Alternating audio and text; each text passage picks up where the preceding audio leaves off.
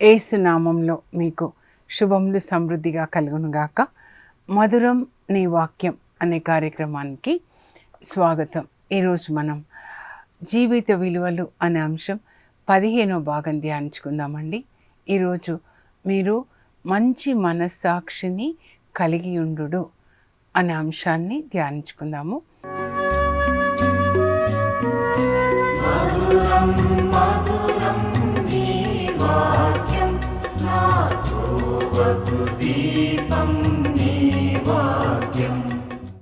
అసలు ఈ మనస్సాక్షి అంటే ఏంటి, అది ఎలా మనల్ని నడిపిస్తుంది, మనము ధ్యానించుకుందామండి.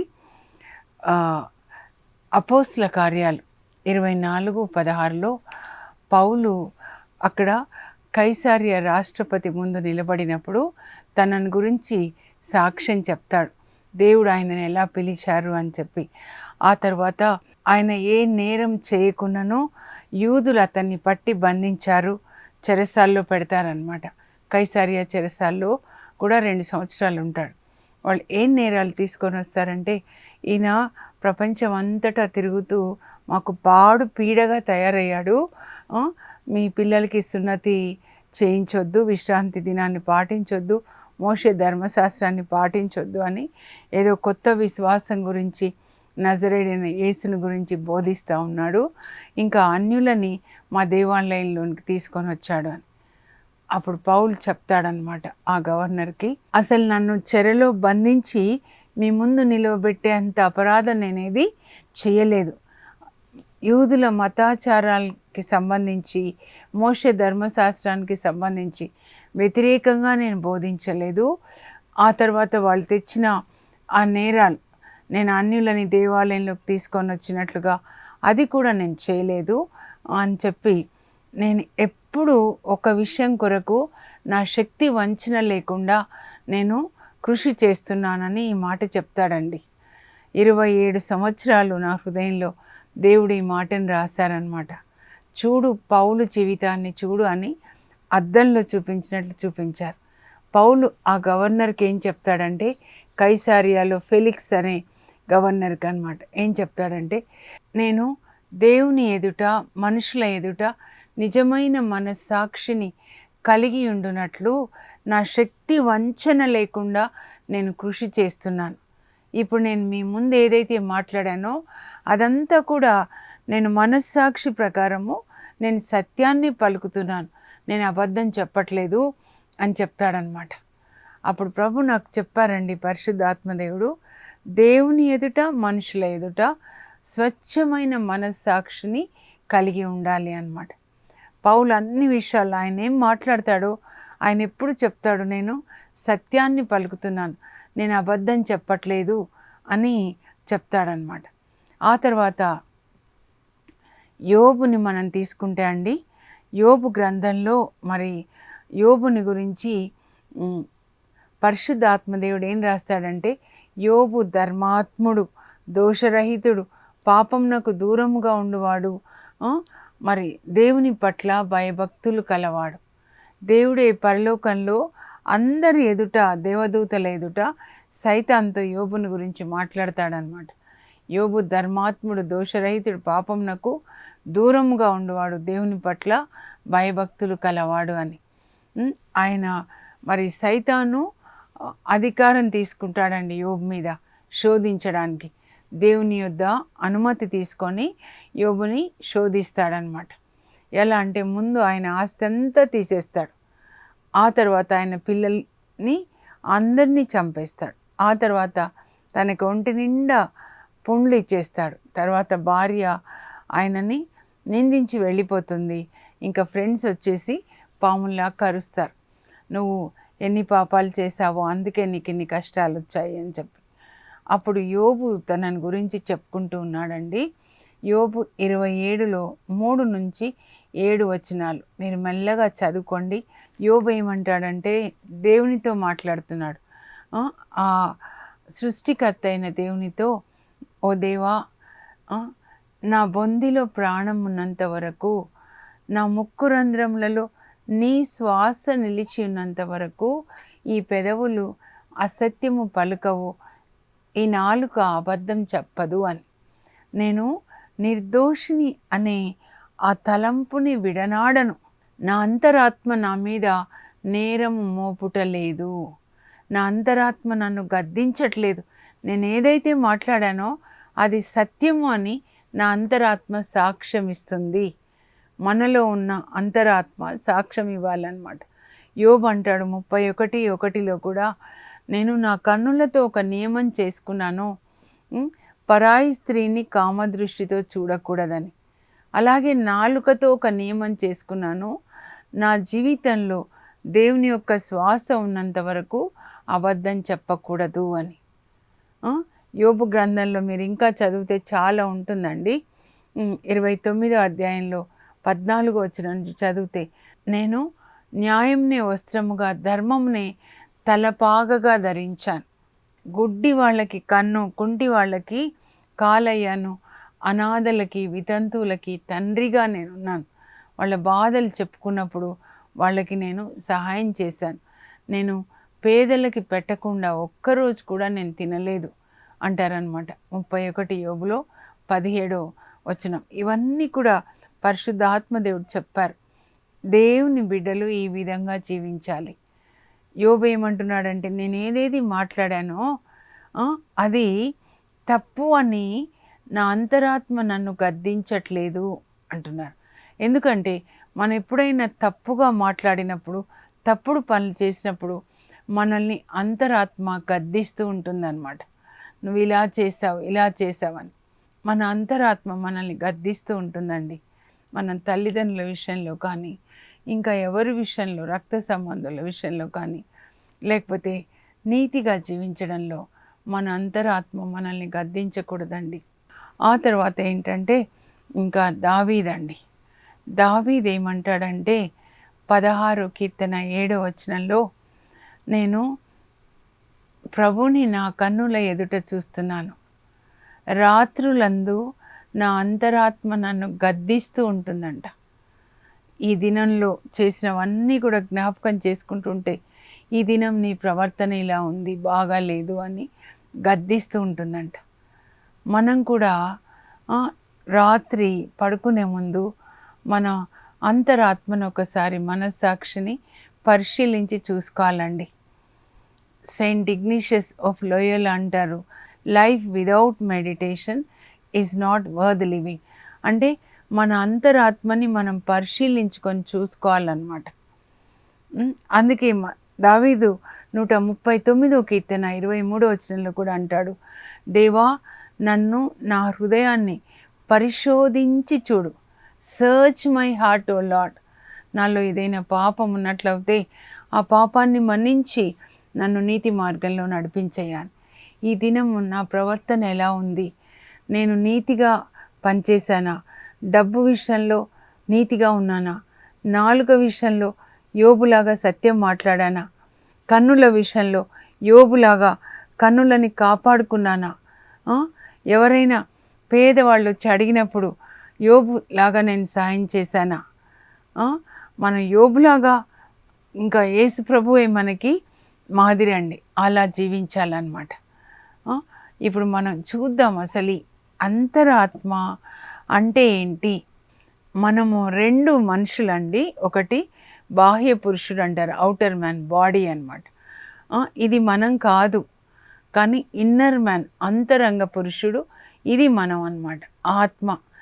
ఈ యేసు ప్రభు అంతా మాట్లాడేది మన అంతరంగ పురుషుని గురించి. ఈ ఇన్నర్ మ్యానే మన అసలైన మనం అన్నమాట. దేవుడు ఆత్మ, మనం కూడా ఆత్మనే, ఆయన శ్వాస. అయితే మనకి ఈ శరీరం అనే వస్త్రాన్ని ఆయన తొడిగాడు. ఈ భూమి మీద ఉన్నంత వరకు ఈ శరీరం అనే వస్త్రం మట్టి వస్త్రం, మట్టి భూమి మీద ఉన్నాం కాబట్టి. ఈ భూమిని విడిచిపెట్టి మనం పరలోకానికి వెళ్ళినప్పుడు అక్కడ మనకి మహిమా వస్త్రాలను ఇస్తారనమాట. అయితే ఏంటి అంతరాత్మ? నేను కూడా చాలాసార్లు అనుకున్నాను, ఈ మనస్సాక్షి గద్దిస్తూ ఉంటుంది కొన్నిసార్లు. తప్పు చేసినప్పుడు, అబద్ధం ఆడినప్పుడు, కోపం వచ్చి అరిచినప్పుడు ఎంత బాధనో. ఏంటి అంటే సామెతలు 20:27 వచనమండి, మనలోని అంతరాత్మ దేవుడు పెట్టిన దీపము. అది మన అంతరంగాన్ని పరిశోధించి చూస్తుందంట. ఇదిగో ఇక్కడ నీలో మలినం ఉంది, ఇక్కడ కపటం ఉంది, ఇక్కడ అబద్ధాలు ఉన్నాయి, ఇక్కడ డబ్బు విషయంలో అవినీతిగా ఉన్నావు, పనిలో దొంగగా ఉన్నావు, లోపల ఏమేమి ఉన్నాయో దీపం పెడితే, చీకటిలో దీపం పెట్టినప్పుడు ఏమున్నాయో కనబడతాయి కదండి. అలాగే దేవుడు మనల్ని సృజించేటప్పుడు మనలో ఒక దీపాన్ని పెట్టాడంట. ఆ దీపాన్ని అంతరాత్మ అంటారనమాట, కాన్షియన్స్ అంటారు. అయితే ఈ అంతరాత్మని వెలిగించాలన్నమాట. దీపం ఉంది. ఇప్పుడు ఇది చూడండి, ఇది మనలోని అంతరాత్మ దేవుడు పెట్టిన దీపం.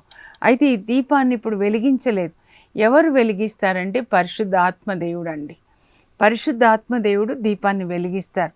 అందుకే లూకా సువార్తలో 11వ అధ్యాయంలో 33 నుంచి 36 వరకు మీరు చూస్తే ఏమని ఉంటుందంటే, ఎవరైనా దీపమును వెలిగించి దీపస్తంభం మీద ఉంచుతారు కానీ ఆ మంచం క్రింద కుంచం క్రింద పెట్టరు. ఎందుకంటే దీపస్తంభం మీద ఉంచేది లోపలికి వచ్చే వాళ్ళందరికీ కూడా వెలుగు ఇవ్వడానికి అన్నమాట. అంటే దేవుని రాజ్యంలోనికి వచ్చే వాళ్ళకి అందరికీ వెలుగు ఇవ్వడానికి పరిశుద్ధాత్మ మన అంతరాత్మని వెలిగించి దీపస్తంభం మీద ఉంచుతాడనమాట. అలా దీపస్తంభం మీద ఉంచబడిన వాళ్ళే ఇప్పుడు నేను చెప్పిన పౌలు కానీ, లేకపోతే యోబు కానీ, దావీదు కానీ, లేకపోతే అపోస్తులందరూ, బాప్తిస్మ యోహాను, వాళ్ళందరూ మండుచున్న కాగడాలాగా మండారనమాట. ఇప్పుడు చూడండి, ఇది మనలోని అంతరాత్మ అండి. ఇప్పుడు పరిశుద్ధ ఆత్మదేవుడు మనలోని దీపాన్ని, అంతరాత్మని ఆయన వెలిగిస్తాడనమాట. వెలిగించిన తర్వాత అప్పుడు ఇప్పుడు మన అంతరాత్మ వెలిగించబడింది కదండి. వెలిగించిన తర్వాత దాన్ని దీపస్తంభం మీద ఉంచుతారనమాట. అందరికీ ఒక మాదిరిగా పరిశుద్ధాత్మని, మరియ తల్లి పరిశుద్ధాత్మని పొందిన తర్వాత అందరికీ ఒక మాదిరి పరిశుద్ధ మాత, నిష్కలంక సుందరి, నా పావురమ, దేవుని చిత్తం చేసిన తల్లి అన్నమాట. దేవుణ్ణి ప్రేమించారు, పొరుగు వాళ్ళని కూడా ప్రేమించారు. పరిశుద్ధాత్మని పొందిన తర్వాత నేను ప్రభు దాసురాళ్లను, నీ చిత్తం చొప్పున నాకు జరుగునుగా కానీ దేవునికి సమర్పించుకుంటారు. అలాగే వెళ్ళి ఎలిజబెత్ అమ్మకి సేవ చేస్తారు. అంటే దేవుని ప్రేమించే వాళ్ళు తోటి వాళ్ళని కూడా ప్రేమిస్తారనమాట. ఇప్పుడు చూడండి, ఈ పరిశుద్ధాత్మ మరి మన అంతరాత్మని ఆయన వెలిగించారు. పరిశుద్ధాత్మ ఏం చేస్తారంటే ఇంకా యాక్టివేట్ చేస్తారనమాట. ఇప్పుడు కారుకి ఇగ్నిషన్ ఇస్తారు కదండి స్టార్ట్ కావడానికి, లేకపోతే సెల్ ఫోన్ ఉందనుకోండి, ఇంకా దీన్ని యాక్టివేట్ చేయాలి. యాక్టివేట్ చేశారనమాట. దానికి తెలిసిన వాళ్ళు చేసి అంతా కూడా పాత దాంట్లో పెట్టేశాడనమాట. అలాగే పరిశుద్ధాత్మ మన అంతరాత్మని యాక్టివేట్ చేస్తాడండి. లేకపోతే ఎలా ఉంటుందంటే మన అంతరాత్మ మత్తు ఇంజెక్షన్ కానీ, త్రాగుబోతులు చూడండి ఎట్లా అలా మత్తుగా ఉన్న స్థితిలో ఉంటుందన్నమాట. కానీ పరిశుద్ధాత్మ ఏం చేస్తాడంటే ఎట్లా దీన్ని యాక్టివేట్ చేస్తాడు. ఇప్పుడు నూనె పోస్తూ ఉంటే దీపం బాగా వెలుగుతుంది కదండి. మామూలుగా దీపాలు అవుతాయి, కెరోసిన్ దీపాలు అవి నూనె పోస్తుంటే. అలాగే పరిశుద్ధాత్మ దేవుని యొక్క వాక్యంతో మన అంతరాత్మని వెలిగిస్తాడనమాట. అలాగే యేసు రక్తంతో మన అంతరాత్మని కడిగి పరిశుద్ధాత్మ మన మనసాక్షిని కడిగి శుద్ధి చేస్తాడనమాట. సో అంతరాత్మ ప్లస్ పరిశుద్ధాత్మ. ఇప్పుడు పరిశుద్ధాత్మ కూడా మన ఆత్మలో నివసిస్తారు కదా. సో అంతరాత్మని వెలిగిస్తాడు, ఆ పరిశుద్ధాత్మ కూడా మన ఆత్మతో కలిసి జీవిస్తాడు. అప్పుడే మనం దేవుని పిల్లలు అని సాక్ష్యం ఇస్తాడనమాట. పరిశుద్ధ ఆత్మ మన ఆత్మలో కలిసి జీవించినప్పుడు అంటే మనం తిరిగి జన్మించడం అన్నమాట. పరిశుద్ధాత్మ మన ఆత్మని గర్భం ధరించి కంటాడనమాట.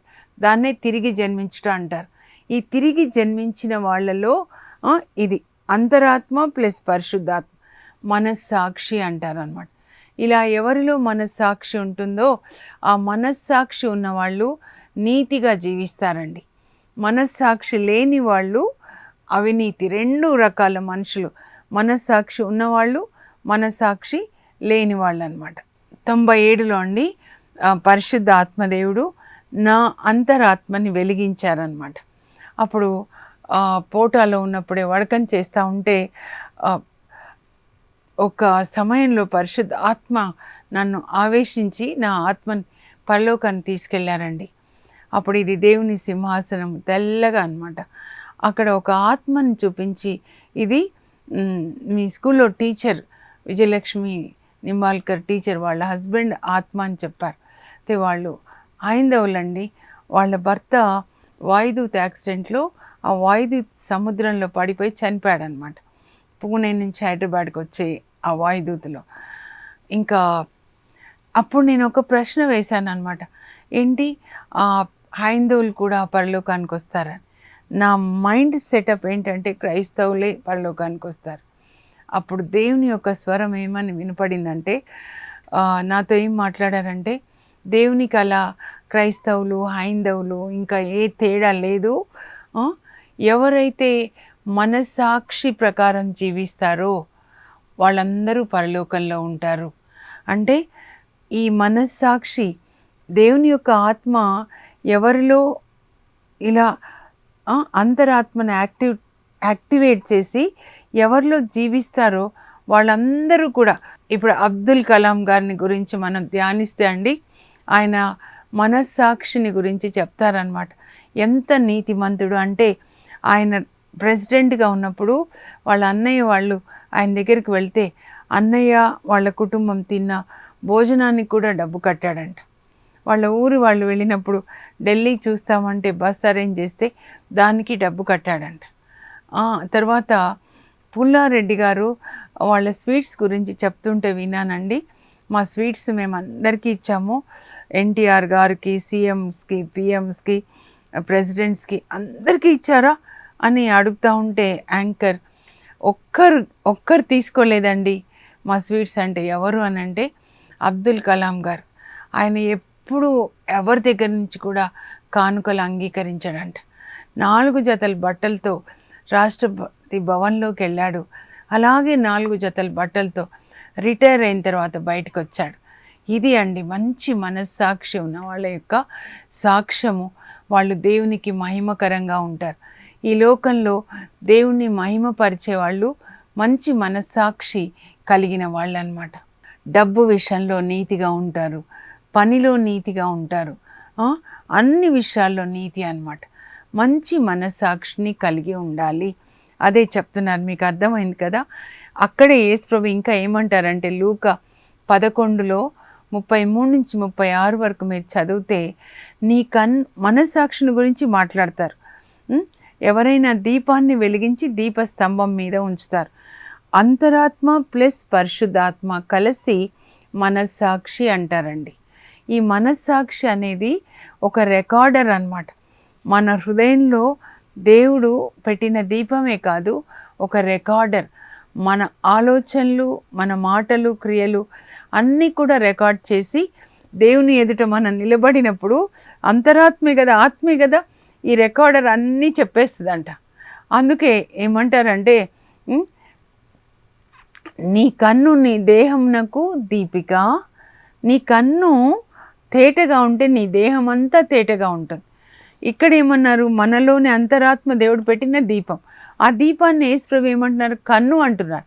ఇప్పుడు ఈ కంటితో మనం అంతా చూసినట్లే లోపలున్న ఈ అంతరాత్మ ఆత్మకి కన్ను లాంటిది అనమాట. నీ కన్ను తేటగా ఉందనుకో, క్లియర్గా, అప్పుడు నీ దేహం అంటే నీ ఆత్మ అంతరంగ పురుషుడు క్లియర్గా ఉంటాడు. కానీ నీ కన్ను మసక బారినచో అంటే నీ అంతరాత్మలో చీకటి వచ్చిందంటే నీ యొక్క అంతరంగ పురుషుడు అంతా చీకటి అన్నమాట.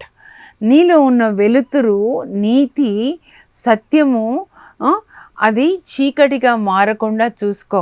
అది చీకటిగా మారితే ఎంత భయంకరంగా ఉంటుంది, ఎంత భయంకరంగా ఉంటుంది ప్రభు చెప్తున్నారనమాట. నీలో ఉన్నటువంటి ఈ మనస్సాక్షి అనే ఈ కన్ను అంత చీకటి అయిపోయింది అనుకోండి, ఇంకా ఏది చూడలేదు కదా. అలాగే ఈ మనస్సాక్షి ఎప్పుడు క్లియర్గా పెట్టుకోవాలన్నమాట. పరిశుద్ధాత్మ ఎప్పటికప్పుడు ఇక్కడ ఇక్కడ దుమ్ము వస్తుంది కదండి, పొగ వస్తుంది కదా. మా ఇంట్లో కూడా చిన్నప్పుడు ఇలాగే లాంతరు ఉండేది. అమ్మ ఇలా వెలిగిస్తే మరుసటి రోజుకి ఇక్కడంతా లోపల పొగ వస్తుంది అనమాట. సో మళ్ళా రుద్ది మరుసటి రోజుకి మళ్ళీ కడిగేది. ఏ రోజుకి ఆ రోజు దేవుని వాక్యంతో మనం కడుక్కుంటూ ఉండాలన్నమాట. చీకటి అయిపోయింది అనుకోండి, ఇంకా చీకటి అయిపోయినప్పుడు ఇంకా ఏది కనబడదండి. చీకటి, అంతా చీకటి అన్నమాట. అప్పుడు వాళ్ళు ఎలా ఉంటారో ఒకసారి 1 తిమోతి 4:1 ఇక్కడ ట్రాన్స్లేషన్ సరిగ్గా లేదు, కానీ పౌలు తిమోతికి లేఖ రాస్తూ చివరి దినములలో కొంతమంది విశ్వాస భ్రష్టులు అవుతారని పరిశుద్ధ ఆత్మదేవుడు నాకు తెలియపరుస్తున్నారు. చివరి దినములలో అబద్ధ ప్రవక్తలు బయలుదేరుతారంట. మోసపుచ్చే ఆత్మలు వాళ్ళలో ఉంటాయన్నమాట.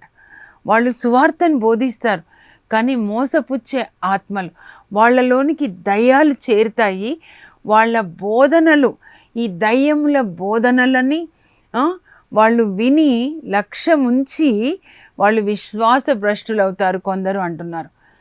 అసత్య బోధకులు, అబద్ధ బోధకులు ఎవరు అనంటే దయ్యాల బోధన అనమాట. వాళ్ళలో దయ్యాలు చేరి వాళ్ళు ఆ బోధన చేస్తారు. ఆ బోధన వినిన వాళ్ళు విశ్వాసం నుంచి దూరం అవుతారు.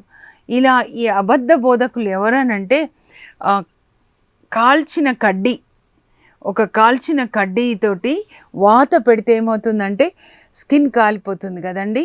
అలాగే వీళ్ళ మనస్సాక్షి కాల్చిన కడ్డీతోటి వాత పెట్టినప్పుడు వాళ్ళ మనస్సాక్షి ఏమైపోతుందంటే చచ్చిపోతుంది అన్నమాట. మనస్సాక్షి చచ్చిపోయిన తర్వాత యేసుప్రభు అంటారు, కళేబరం అయిపోయింది మనస్సాక్షి, అంతరాత్మ. అప్పుడు రాబందులు చేరుతాయి. నేను చాలా డిస్టర్బ్ అయిన విషయం ఏంటంటే అసలు కొన్ని రోజులు నేను ఆ షాక్ నుంచి రాలేకపోయినానండి.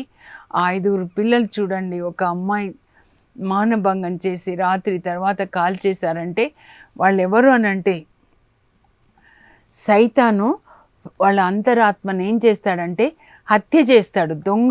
దొంగిలించుటకు, హత్య చేయడానికి, నాశనం చేయడానికి వచ్చాడు. వాళ్ళ అంతరాత్మను ఎప్పుడైతే చంపేస్తాడో అప్పుడు అంతరాత్మ చచ్చిపోయిన వాళ్ళు ఇలాంటి పనులు చేస్తారు. మొదటి రోజు ఆఫీస్లో డబ్బు క్లర్క్గా ఉన్నారనుకోండి, మ్యానిపులేషన్ చేసేటప్పుడు తప్పు తప్పు తప్పు అంటుంది అంతరాత్మ. తర్వాత 2వ రోజు 3వ రోజుకి అలవాటు పడిపోతారు. అబద్ధాలు ఆడేవాళ్ళు, అబద్ధాలకి, దొంగతనాలు చేసేవాళ్ళు, ఇంకా చీకటి పనులు చేస్తూ వేరే అక్రమ సంబంధాలు ఉండి భార్యలతో అబద్ధాలు, అక్కడ అబద్ధాలు. వాళ్ళ అంతరాత్మ చచ్చిపోయిన వాళ్ళలో చాలా చేరుతాయండి. మెల్లమెల్లగా పొలాల బిజినెస్ చేసేవాళ్ళు కూడా, అందరు కాదు, ఎవరైనా కావచ్చు, స్కూల్లో పనిచేసినా ఎక్కడ పనిచేసినా మనస్సాక్షి లేకపోతే మ్యానిపులేషన్స్కి అలవాటు పడిపోతే, అలాగే త్రాగుడికి అలవాటు పడిపోతే మొదటి రోజు వద్దు వద్దని అంతరాత్మ చచ్చిపోతే ఇంకా కావాలి అంటారు. ఆ డబ్బు వచ్చేస్తుంది, అవినీతితో డబ్బు సంపాదించి ఇంకా త్రాగడము, హోటల్స్, అలాగే వేరే స్త్రీలు, అన్ని రకాలు హత్యలు చేయడము. వాళ్ళకి ఏ బాధ ఉండదు, ఎందుకంటే ఆ పిచాచులు ఇక్కడికి చేరుతాయి. రాబందులు అంటే వ్యభిచార పిచాచులు, హత్యలు, అవినీతి పనులు, లంచాలు, ఇవన్నీ అన్నమాట. కనుక ముఖ్యమైనది ఏంటంటే ఒక మనిషికి ఉండవలసినది మంచి మనస్సాక్షి అండి. మీ మనస్సాక్షి మిమ్మల్ని గద్దించకూడదు. యు ఆర్ రైట్ అనాలి. యోబు అంటాడు, నా అంతరాత్మ నన్ను గద్దించట్లేదు. యెషయా గ్రంథంలో 30:21 కూడా, ఇదిగో ఇది దారి, దీంట్లో మీరు నడవండి, నీతి దారి. మీరు ప్రక్కకి తొలగినప్పుడు ఇది తప్పు, ఇది తప్పు, ఇది తప్పు. దావీదు గురించి మనం చూద్దామండి. ఆయన జనాభా లెక్కలు తీస్తాడు దేవుని యొక్క చిత్తానికి వ్యతిరేకంగా. అప్పుడు అంతరాత్మ దాన్ని బాధ పెట్టిందంట. 2 సమూయేలు 24:10 ఉంటుందన్నమాట.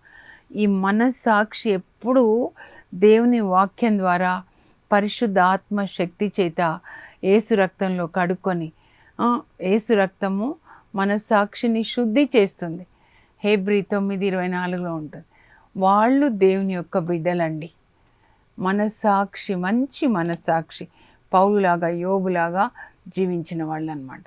ఇప్పుడు ప్రార్థన చేసుకుందామండి. పరలోకపు మా తండ్రి, మీ పరిశుద్ధ నామమునకు స్తోత్రం కలుగును గాక. పౌలు చెప్పినట్లుగా మేము కూడా మంచి మనస్సాక్షిని కలిగి ఉండాలి. నేను దేవుని ఎదుట, ప్రజల ఎదుట స్వచ్ఛమైన మనస్సాక్షిని కలిగి ఉండునట్లు నా శక్తి వంచన లేకుండా కృషి చేస్తున్నాను అంటాడు పౌలు ప్రభా. మరి యోబు అంటాడు, నా అంతరాత్మ నన్ను నిందించట్లేదు, నా మీద నేరం మోపుటలేదు అంటున్నాడు. మేము కూడా ఆ విధంగా జీవించాలి ప్రభా. యేసయ్య, మీరు లూకాసు వార్త 12:35 చెప్పారు, ఇదో మీ దీపములను వెలుగుచుండనిండు అని చెప్పారు. మీ నడుములు కట్టుకొనండి, యజమానుడు వచ్చు వేళ సిద్ధముగా ఉన్న సేవకులు ధన్యులు అని. ప్రభు, మేమంతా కూడా మా మనస్సాక్షి అనే దీపములను వెలుగునట్లుగా ప్రతిరోజు మీ వాక్యంతో మీ రక్తంలో కడిగి శుద్ధి చేసుకొని మంచి మనస్సాక్షి కలిగి జీవించేటట్లు మాలో మనస్సాక్షి పరిశుద్ధాత్మ దేవుడు మాట్లాడినప్పుడు ఆ స్వరాన్ని మేము వినేటట్లుగా సహాయం చేయండి. నా గొర్రెలు నా స్వరాన్ని వింటాయంటున్నారు.